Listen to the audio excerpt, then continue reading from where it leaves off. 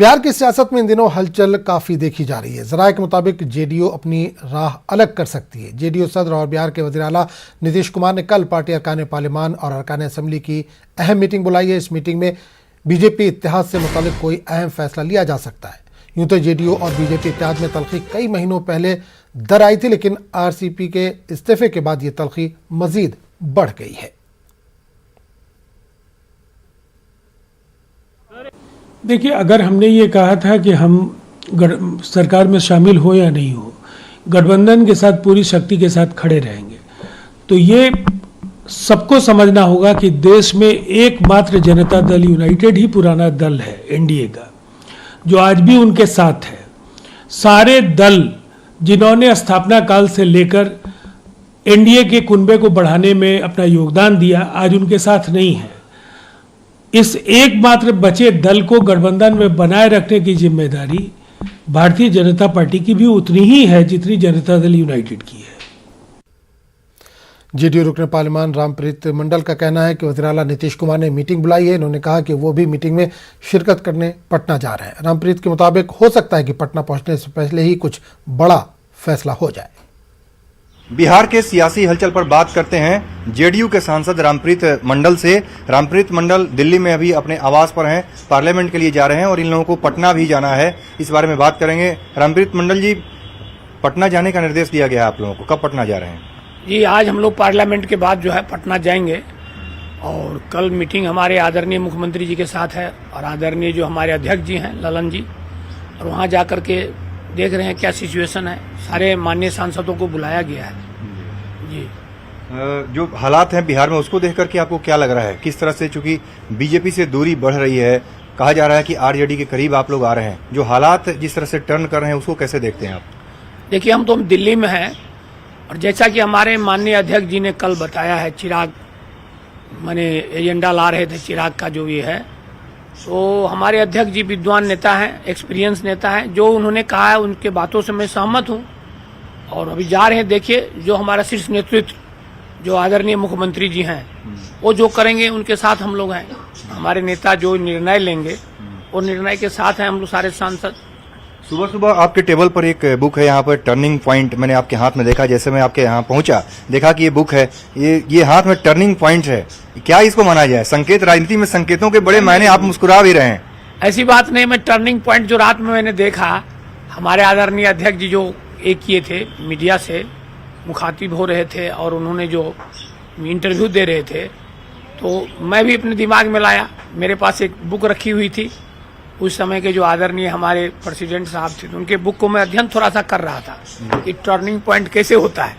जी, चलिए, बहुत बहुत धन्यवाद। जी जी, बहुत बहुत धन्यवाद। तो रामप्रीत मंडल हैं, जेडीयू के सांसद है झंझारपुर से। उनका कहना है कि राजनीति में कभी भी कुछ भी हो सकता है। कल सभी सांसदों की बैठक बुलाई गई है, मुख्यमंत्री के साथ जेडीयू के सभी सांसदों की बैठक है पटना में। आज ये संसद भवन जाएंगे, वहां से फिर पटना के लिए रवाना होंगे। इनका कहना है कि पटना जाने से पहले भी कुछ भी हो सकता है, राजनीति में सब कुछ संभव है। बड़ा संकेत दे रहे हैं रामप्रीत मंडल, जेडीयू के सांसद। कैमरामैन अप्पू पाठक के साथ अमितेश सिंह, न्यूज 18 दिल्ली।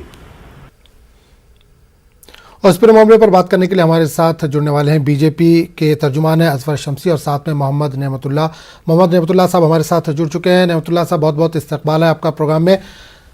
नेमतुल्लाह साहब, सवाल यहाँ से करना चाहूँगा कि बिहार की सियासत में कुछ ठीक ठाक नहीं लग रहा है, क्या कुछ होने वाला है? कुछ बड़ी तब्दीली के आसार दिख रहे हैं?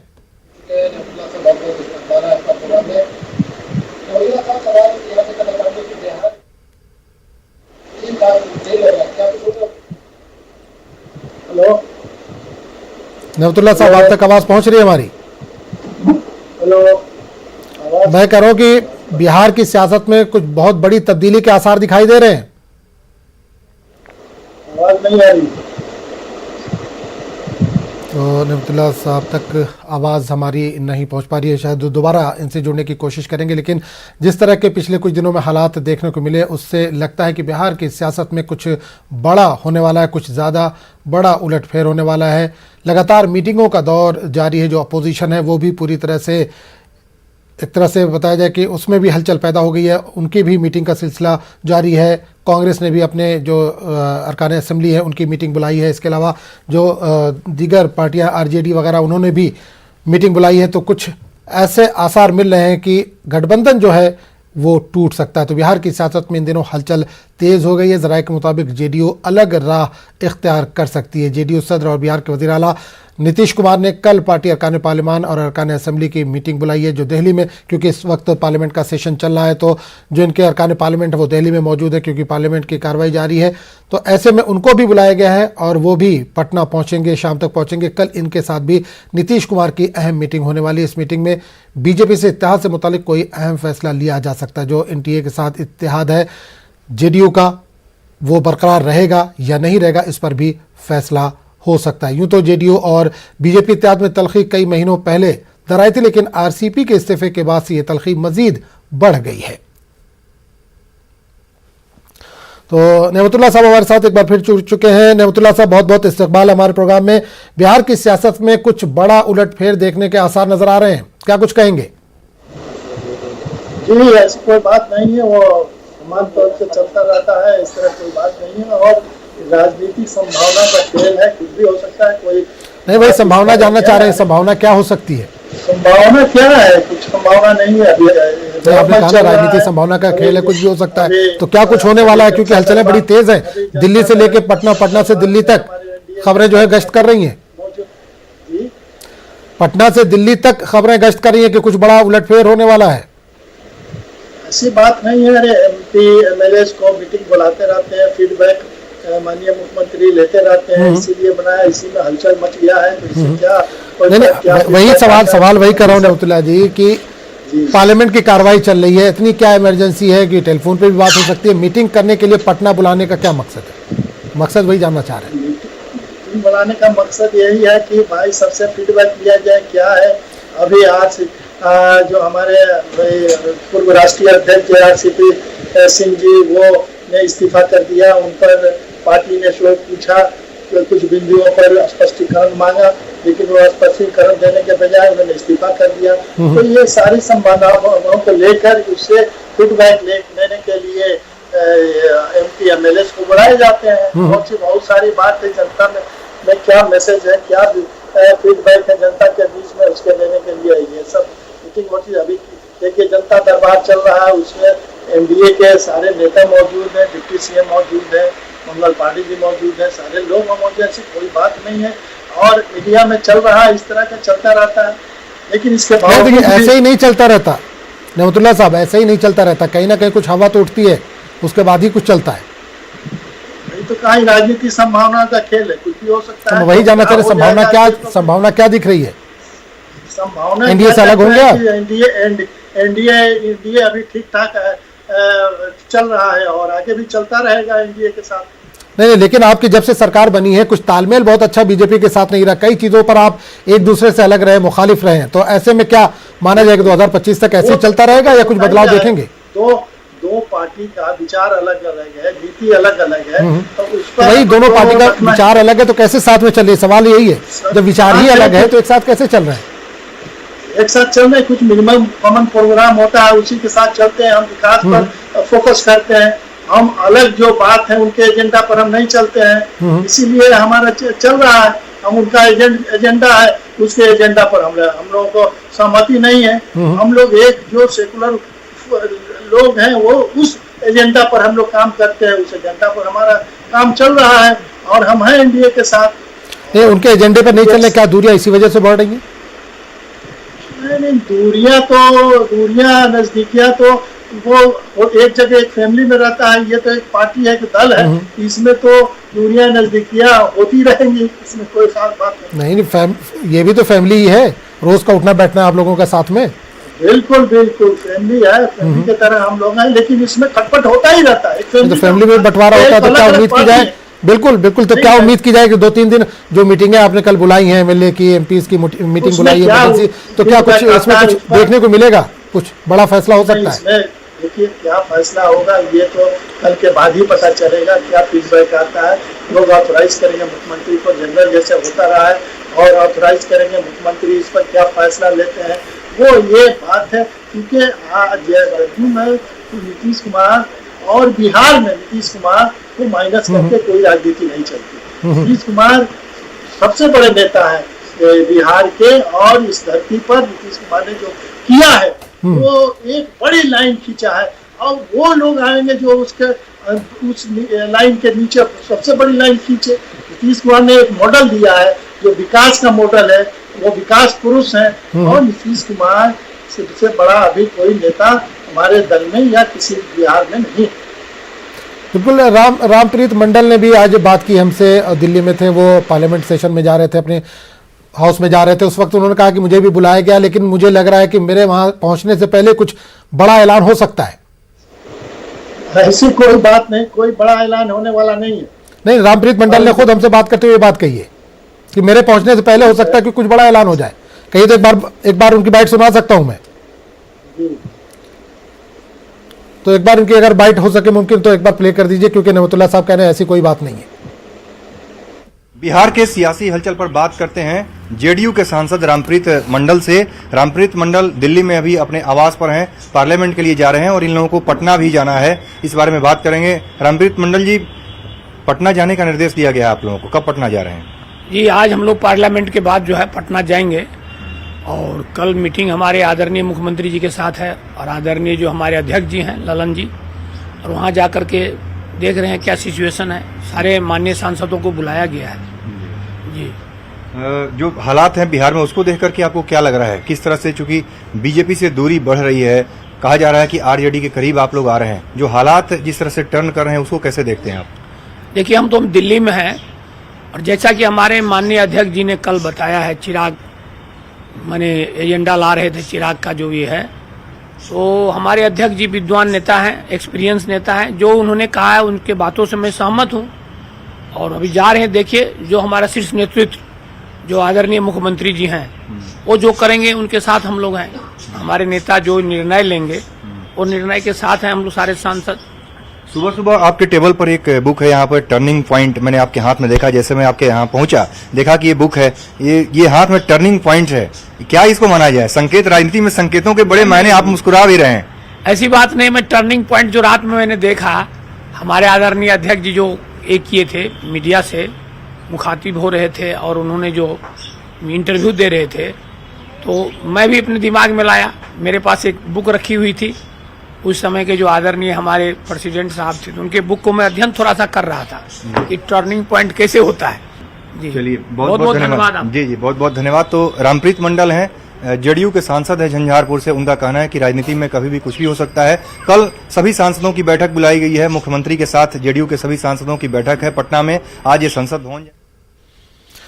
तो नहमतुल्लाह साहब, आपने सुना होगा कि रामप्रीत साहब ने कहा कि किसी वक्त भी कुछ भी हो सकता है, वहां पहुंचने से पहले भी कुछ तब्दीली हो सकती है। और एक सवाल ये है कि जेडीयू आरजेडी के करीब जा रही है, तो क्या बीजेपी से दूरी आरजेडी के करीब लेके जा रही है आपको? उन्होंने तो साफ कह दिया कि कल हम लोग की बैठक है, और बैठक में तो उन्होंने ये भी तो साफ किया है कि मेरे पहुंचने से पहले भी कुछ बड़ा हो सकता है, फैसला करेंगे वो है। और जो राष्ट्रीय अध्यक्ष माननीय ललन जी ने जो कल इंटरव्यू दिया, जो पीसी किया, तो उसमें उन्होंने कोई खास बात नहीं कही। उन्होंने साफ जो बात आई क्षण के, उन्होंने साफ कह दिया कि भाई जो आरसीपी सिंह जो है, जिन्होंने कहा कि ये जो डूबता हुआ जहाज है, उन्होंने कहा कि नहीं, ये डूबता हुआ जहाज नहीं है, अरे जब ये दौड़ता हुआ जहाज है, ये तैरता हुआ, तेजी के साथ तैरता हुआ समुद्र में भागेगा और अपनी वजूद बरकरार रखेगा, और ये अपना काम करता रहेगा। इसमें किसी को हस्तक्षेप करने की जरूरत नहीं है। और माननीय एक नेता है, वो माननीय मुख्यमंत्री श्री नीतीश कुमार हैं, और जिस तरह का वो फैसला करेंगे वो सब मान्य होगा। बिहार की पूरी जनता उसको एक्सेप्ट करेगी, ये बात जान लें। बिल्कुल। बीजेपी ने कहा कि इस बार 200 सीटों पर चुनाव लड़ेगी, तो क्या इससे भी जेडीयू में कुछ डर है कि आने वाले चुनाव में उनका दल है वो 200 का 242 पर लड़े, उससे तो फिर गठबंधन कहाँ रहेगा? चुनाव से पहले वाला गठबंधन नहीं रहेगा। गठबंधन तो अभी चुनाव तो होना नहीं है, चुनाव तो लेकिन बयानबाजी तो शुरू हो गई। अब्दुल्ला साहब, बयानबाजी तो अभी तो शुरू हो गई। बीजेपी कह रही है कि 200 सीटों से ज्यादा लड़ेंगे, और आपकी पार्टी कह रही है सभी सीटों पर लड़वा लीजिए। तो बयानबाजी तो अभी से, आप एक साथ सरकार चला रहे हैं, आप गठबंधन में है, इत्तेहाद में है, और जबान इस तरह की अगर दोनों पार्टियों की तरफ से निकल के आएगी तो कैसे मुमकिन होगा? नहीं, वो जब चुनाव का समय आता है उसी वक्त गठबंधन और सीटों की बात होती है, और उस वक्त फैसला होता है। तो पिछले दफा भी बहुत से कहा कि भाई नीतीश कुमार को हम लोग बहुत कम सीट देंगे, लेकिन 50-50 पर तैयार हो गए और अपने कोटा से भी लोगों ने हमको एडजस्ट किया, वीआईपी को एडजस्ट किया। तो इस तरह से लोग बोलने के लिए बोलते रहे, लेकिन जब चुनाव का समय आता है उस वक्त सीटों का बंटवारा हो जाता है और बहुत अच्छे तरीके से तालमेल होता है। इस तरह से कोई दुविधा की बात नहीं है। अभी जो है सब ठीक ठाक चल रहा है, अभी कोई दिक्कत नहीं है। लेकिन कल जो मीटिंग है वो माननीय मुख्यमंत्री तो बहुत बड़ा निर्णय लेंगे। वो वही बहुत बड़ा निर्णय क्या हो सकता है, वही नेमतुल्लाह साहब वही जानने की कोशिश करें। बहुत बड़ा निर्णय, आपको भी मालूम है कि बहुत बड़ा निर्णय होने वाला है, कुछ बड़ा फैसला हो सकता है, उसी को जानने की कोशिश कर रहे हैं। करेंगे सारे लोग कि भाई आप जो भी बिहार के हक में, पार्टी के हक में, दल के हक में, आम आवाम के हक में जो बेहतर चले आप निर्णय लीजिए, आप फैसला कीजिए। एनडीए के साथ रहने में बेहतरी है जी या आरजेडी के साथ जाने में बेहतरी है? देखिए, ये तो अब शीर्ष नेत्री ही फैसला करेगा किसके साथ जाने में बेहतरी है, किसके साथ जाने में हम सहज महसूस करेंगे। ये तो शीर्ष नेत्री फैसला करेगा। चलिए, बहुत बहुत शुक्रिया। तो कांग्रेस की भी इस ताल्लुक से मीटिंग लगातार जारी है। कांग्रेस ने भी जो अपने एमएलएज हैं उनको मीटिंग के लिए बुलाया है। उधर जीतन राम मांझी ने भी मीटिंग बुलाई है। इस पूरे मामले पर खड़गे का क्या कुछ कहना है कांग्रेस लीडर, आइए आपको सुनवाते हैं। देखिए, ये तो पॉलिसी मैटर है, हम मिल के बात करेंगे, क्योंकि इसके पहले भी नीतीश कुमार जी कांग्रेस से जुड़े हुए थे, आरजेडी से जुड़े हुए थे। अब वहाँ का वातावरण क्या है और किस वजह से वो नाराज है, इसका पूरा विस्तार से मुझे कोई मेरे पास उसकी इंफॉर्मेशन नहीं है। तो देखेंगे अब आगे क्या होता है। जो भी आएगा, हमको तो मिलके काम करने का है। जो लोग सेक्युलरिज्म को, डेमोक्रेसी को, संविधान बचाने के लिए काम करते हैं, उन सब के साथ हम काम करेंगे। खबर दोपहर में एक बार फिर आपका इस्तकबाल है। पत्राचाल घोटाला केस में गिरफ्तार शिवसेना लीडर संजय राउत की ईडी की तहवील आज खत्म हो रही है। जराये के मुताबिक एजेंसी मजीद चंद दिनों की तहवील की दरख्वास्त अदालत से कर सकती है। ख्याल है कि चाल के तामीर नौ के प्रोजेक्ट में 1000 करोड़ रुपए का घोटाला हुआ है। एजेंसी का दावा है कि राउत और उनके खानदान करोड़ों रुपए का फायदा ले चुके हैं। संजय राउत की अहलिया वर्षा से भी 10 घंटों तक पूछताछ हुई थी। इनसे हुई पूछताछ के दौरान हासिल हुई जानकारी भी अदालत में एजेंसी पेश कर सकती है। और इस पूरे मामले पर बात करने के अब सीधे रुक करेंगे मुंबई का, जहां से नुमाइंदे वसीम इस वक्त जुड़े हैं। वसीम, शिवसेना लीडर संजय राउत की ईडी की तहवील आज खत्म हो रही है, क्या उम्मीद की जाए कि वो बाहर आएंगे या तहवील की मुद्दत और बढ़ेगी?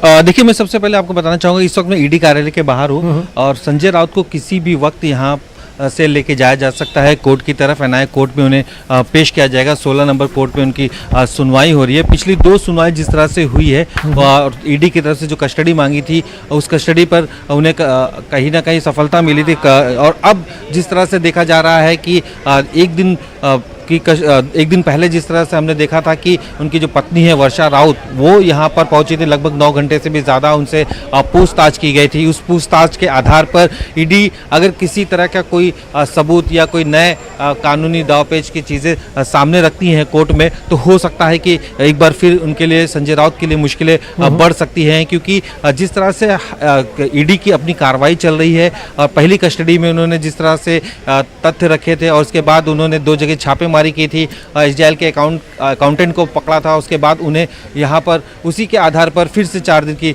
कस्टडी मांगी गई थी। और आज फिर से जब वर्षा राउत के साथ इनकी पूछताछ हुई है, लगभग ये पूछताछ 9 घंटे से भी ज़्यादा चली है। इस पूछताछ के अंदर किसी तरह के नए खुलासे होते हैं तो उसी का आधार देकर संजय राउत के लिए एक बार फिर से ईडी की कस्टडी मांगी जाती है। जिस तरह से पूरे प्रोसेस चल रहा है, जो हमारे सूत्र बता रहे हैं कि अब भी संजय राउत के लिए मुश्किलें बढ़ी हुई हैं। बहुत ही आसान नहीं होगा उन्हें ईडी की कस्टडी कस्टडी से बाहर निकलना, क्योंकि हर दिन नए नए खुलासे आ रहे हैं। जो सारा मामला सामने आ रहा है इसमें सबसे ज़्यादा प्रॉफिट यानी बेनिफिशियरी लेने का काम राउत परिवार की तरफ से हुआ है, इस तरह की बातें साफ तौर पे दिखाई दे रही है। अब कोर्ट में जाने के बाद किस तरह से दोनों ही तरफ से वकील अपनी अपनी बातें रखते हैं, इस पर लोगों की निगाहें लगी हुई हैं। लेकिन ये जो घोटाला है कहीं ना कहीं संजय राउत की मुश्किलें ज़रूर बढ़ा रहा है और आने वाले दिनों में और भी नए नए खुलासे ईडी की तरफ से किए जा रहे हैं, जिसकी वजह से उनकी जो दिक्कतें हैं वो काफ़ी बढ़ती हुई नजर आ रही हैं। जी बिल्कुल वसीम, वर्षा से भी लगातार पूछताछ जारी है। ये भी कहा जा रहा था, परसों भी हमने जब बात की थी उस वक्त भी ये बात हुई थी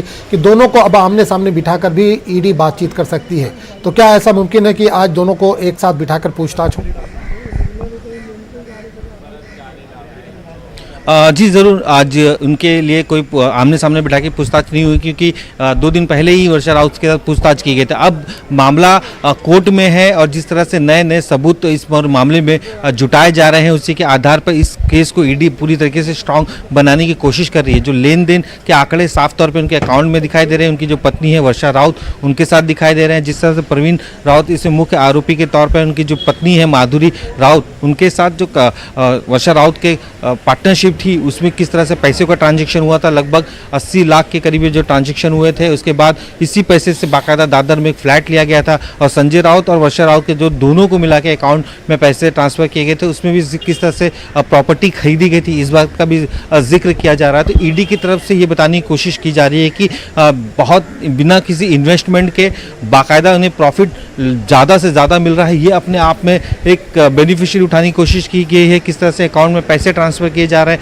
एक बड़ा मनी लॉन्ड्रिंग का मामला साफ तौर पे यहाँ पे दिखाई दे रहा है। तो ऐसे में उनको कस्टडी की डिमांड लगातार ईडी की रही है और अब भी इसी तरीके से जब कोर्ट में पेश किया जाएगा तो उस दौरान भी ज़्यादा से ज़्यादा दिन तक कस्टडी मांगने की कोशिश यहाँ पे ईडी के जो वकील हैं उनकी तरफ से की जाएगी। एक तरफ तर्क दिया जा रहा है कि संजय राउत की तबीयत ठीक नहीं है, साथ ही जिस तरह से उन्होंने पहले भी सहयोग किया था, एक राजनीतिक पहलू का भी यहाँ पे कोर्ट में उल्लेख किया गया था कि किस तरह से वो राजनेता है तो उन पे पॉलिटिशियंस होने का भी एक नुकसान कहीं ना कहीं इस केस में उठाना पड़ रहा है। इस तरह की बातें कई तरह की रखी गई थी, लेकिन फिलहाल जिस तरह से 4 दिन की कस्टडी दी गई थी, उस कस्टडी के बाद अब जिस तरह से आज उन्हें कोर्ट में पेश किया जाएगा, उसके बाद जज के सामने इन 4 दिनों में किस तरह का इम्प्लीमेंट हुआ, कौन से नए सबूत आए हैं, किस तरीके से ईडी ने इस मामले में जाँच की है, उन सारे बातों को सामने रखा जाएगा। उसी के आधार पर ईडी चाहेगी ज़्यादा से ज़्यादा दिन उन्हें और कस्टडी मिल सके, ताकि ज़्यादा से ज़्यादा और भी खुलासे और जो भी छानबीन है वो किया जा सके उनकी तरफ से। बिल्कुल, संजय राउत तो कस्टडी में है, ईडी के वर्षा से भी लगातार बातचीत चल रही है। तो क्या